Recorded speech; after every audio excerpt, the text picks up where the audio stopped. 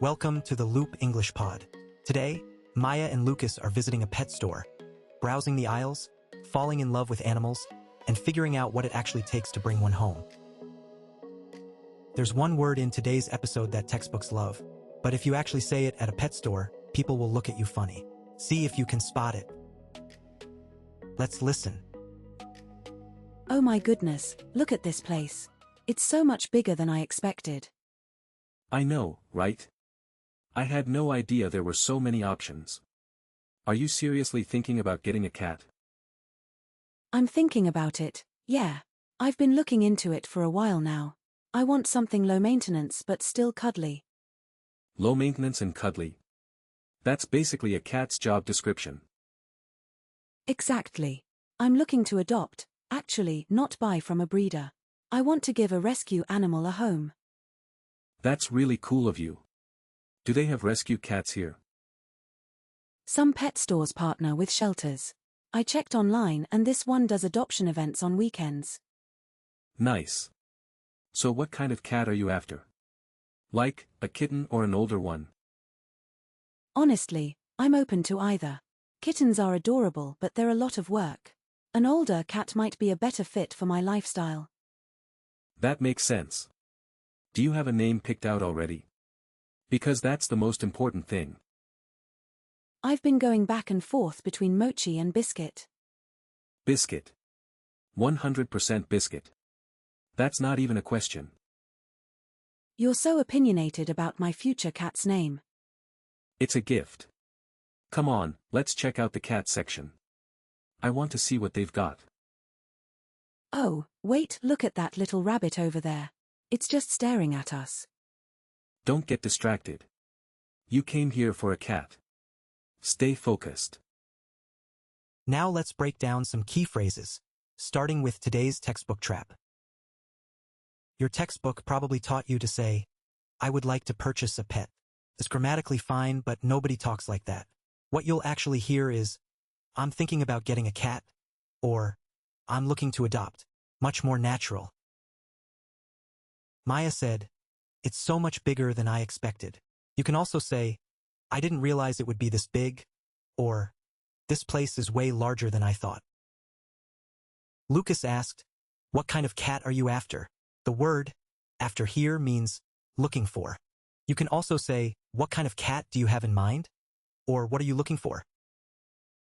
Maya said, I'm open to either. This is a great phrase when you don't have a strong preference. You can also say either works for me, or I don't have a preference either way. Now let's listen to part 2. Okay, so if you do get a cat, what do you actually need to buy? I have no idea what goes into this. A lot, honestly. Food, obviously. A litter box. Litter. A carrier so you can take them to the vet. A carrier, is that like a little travel bag? Yeah, basically.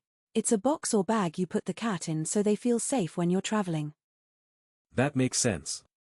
What about toys? Do cats actually care about toys? Absolutely. Cats need stimulation or they get bored and start knocking things off shelves. So you're telling me cats knock things over on purpose? 100% on purpose. It's very much intentional. Terrifying. Okay, what else do you need? A scratching post? Yes, definitely. Otherwise they'll scratch your furniture. It's a must-have. How much does all of this add up to? Like, the startup cost? It depends, but you're probably looking at a few hundred to get set up. Then monthly costs for food and litter aren't too bad. That's not as bad as I thought. Hey, what's that thing over there? Is that a cat tree? Yes. Oh, Biscuit would love that. Look, it has multiple levels. You're already calling the cat Biscuit. I think you've made your decision. I mean, maybe. Let me just look at the price tag first. How much is it? $80. That's actually reasonable for what it is. Here are more ways to express what you just heard. Lucas asked, what do you actually need to buy? The word actually adds emphasis and a feeling of curiosity. You can also say, what do you really need? Or what are the essentials? Maya said, it's a must-have. This means something is essential or absolutely necessary. You can also say, you can't go without it, or it's non-negotiable. Lucas asked about the startup cost. This means the initial money you spend to get started. You can also say, the upfront cost or what you spend to get set up. Maya said, that's actually reasonable for what it is. This is a great way to say something is fairly priced. You can also say, that's not bad at all, or I think that's worth it. Now let's listen to part 3. Okay, decision time. Are you going to pull the trigger and adopt today, or are you coming back this weekend? The adoption event is Saturday, so I'd need to wait for that anyway. But I think I'm ready to commit. That's huge. Are you worried about it at all? Like, the responsibility? A little bit, yeah. But I've done my research. I know what I'm getting into. You'll be a great cat parent.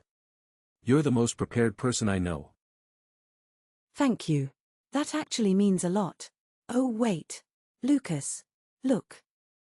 What? Where? That bunny.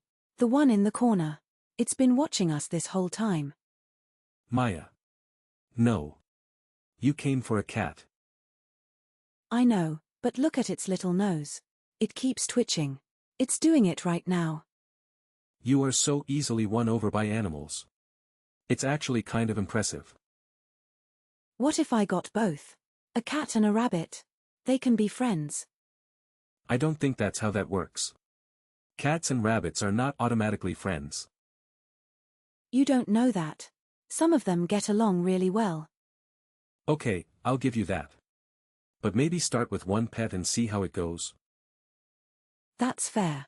All right. Cat first. Bunny later. This is a plan I can live with. I'm proud of you for showing restraint. That was impressive. Let's explore a few more useful alternatives. Lucas asked, are you going to pull the trigger? This is a common idiom meaning, are you going to make the final decision and do it? You can also say, are you going to go for it? Or, are you ready to commit? Maya said, I know what I'm getting into. This means she understands the challenges ahead. You can also say, I've thought this through, or, I know what to expect. Lucas said, I'll give you that. This means he's agreeing with a point, even if he disagrees overall. You can also say, fair enough, or you have a point there. Maya said, this is a plan I can live with. This is a casual way to say you accept something, even if it's not perfect. You can also say, I can work with that, or, that works for me. Time for the loop. Let's practice some key phrases. I'm thinking about getting a cat.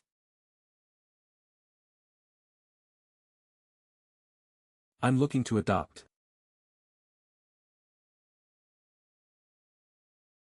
It's so much bigger than I expected.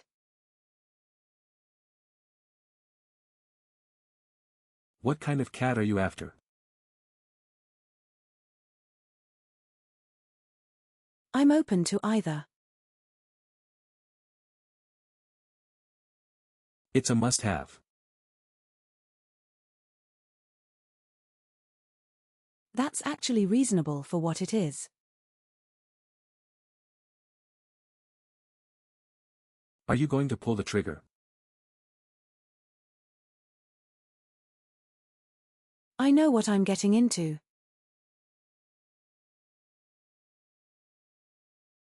I'll give you that. This is a plan I can live with.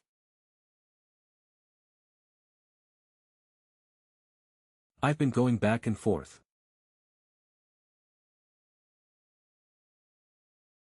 See how it goes.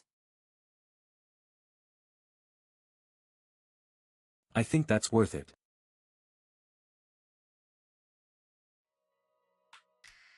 That's all for today's episode. You picked up some really natural English today, the kind you'd actually hear at a pet store, not just in a classroom. Keep listening, keep practicing, and your confidence will keep growing. If you enjoyed this episode, subscribe to the Loop English Pod so you never miss a new one. Before you go, here is a recap of today's key phrases.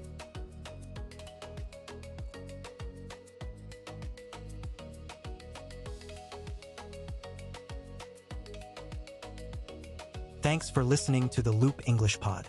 See you next time.